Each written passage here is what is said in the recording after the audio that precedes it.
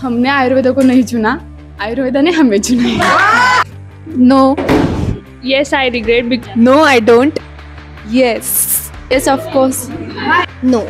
बस हो खूप होतोय. Sometimes. बता भी नहीं सकते, इतना बड़ा रिग्रेट है वो. संपतच नाहीये राव. किती दिवस. मी एखादी यमोची पोस्ट घेतली तर मला 1 lakh to 2 lakh per month भेटू शकतात. Rasika, do you regret doing BMS or not? Every minute ये शक्ल देख के समझ जाओ रिग्रेट. Yes, I do. पता नहीं. हम बता भी नहीं सकते, इतना बड़ा रिग्रेट है वो. कौन है ये लोग? कहाँ से आते हैं ये? Srinidhi, do you regret doing BMS or not?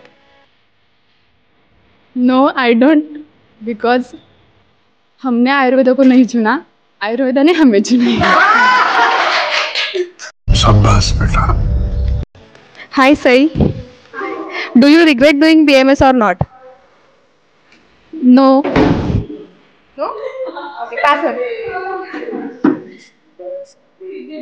Hello.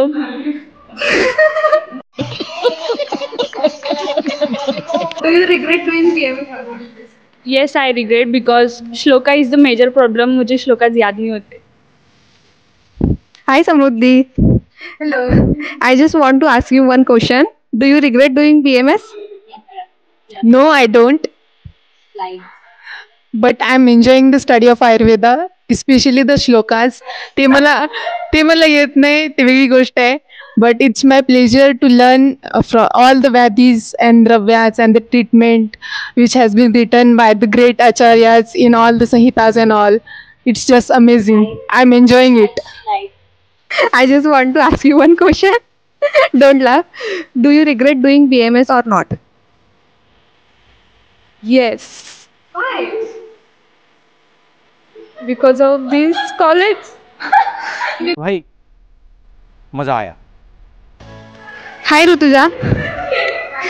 Do you regret doing BMS? Yes, of course. ते नको विचारू. Hi Samruddhi. I just want to ask you one question. Do you regret doing BMS? No.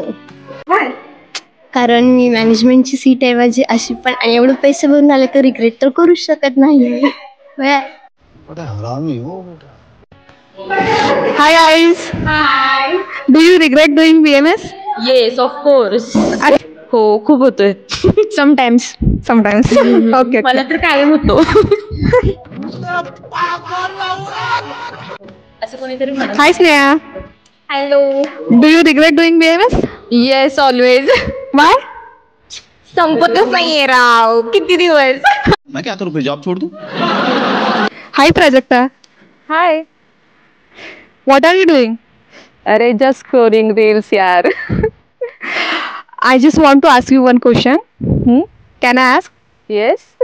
Do you regret doing BMS? Permission पूछने लगी यार. चल यार. Do you regret doing BMS? Actually no. Actually मला पहिल्यापासूनच गायनेकॉलॉजी मध्ये खूप जास्त इंटरेस्ट होता. मग त्याच्यामुळे मला गायनेकॉलॉजी, मी BMS करून पण गायनेकॉलॉजी करू शकते. आणि जर मी गायनेकॉलॉजी मध्ये PG केली, गाईस जस्ट इमॅजिन, जर मी एखादी यमोची पोस्ट घेतली तर मला 1 lakh to 2 lakh per month भेटू शकतात. त्याच्यानंतर जर मी एखाद्या कॉलेजवर लेक्चरशिप केली तर तिथे पण मला 1 लाख ते 2 लाख पर मंथ भेटू शकतात. आणि जर मी माझी स्वतःची प्रॅक्टिस केली आणि होप सो की खूप चांगली चालली तर तिथे पण अनलिमिटेड मनी भेटू शकतो. आणि जस्ट इमॅजिन गाईज, आणि हे तुम्ही सगळं सायमल्टेनियसली करताय तर ऑब्विसली इट्स मनी, ओनली मनी. समझ रहे हो? आणि आता BMS पण लोकल लेवलला राहिलेलं नाही, तर त्याच्याकडे एम्स वगैरे आहेत. त्याच्यामुळे तुम्ही असं चांगल्या क्वालिटीचं एज्युकेशन घेऊ शकता. म्हणजे सगळ्याच कॉलेजेसमध्ये चांगल्या क्वालिटीचं एज्युकेशन आहे. पण higher level of Ayurveda experience करायचा असेल तर AIIMS is a best option. जर कम्युनिकेबल डिसीजेस असतील, म्हणजे आता डायबिटीज असेल, थायरॉइड असेल, तर त्याच्यासाठी तुम्हाला कोणताही ॲलोपॅथिक डॉक्टर असेल तर ती गोळी बंद नाही होणार. पण जर तुम्ही पंचकर्म केलं तर तुमची डायबिटीज, थायरॉइड, कोणते पण नॉन कम्युनिकेबल डिसीजेस ते काय म्हणजे पूर्णपणे जाऊ शकतात. एवढी खात्री तर आम्ही फ्रॉम आयुर्वेद देऊ शकतो. और कुछ पूछना है क्या तुझे? शरयू हाय, कुठे चाललीस? अगं हॉस्टेलला चाललेलं, बोल ना काय म्हणतेस? अगं मला एक क्वेश्चन विचारायचा होता. विचार ना. Do you regret doing BMS? नाही. वाय? ऍक्च्युली नाही, कारण बघ ना, आयुर्वेदाचे साईड इफेक्ट बिलकुल नाही आहेत. कारण मी पर्सनली ॲलोपॅथी मेडिसिन्स म्हणजे घेतल्या होत्या.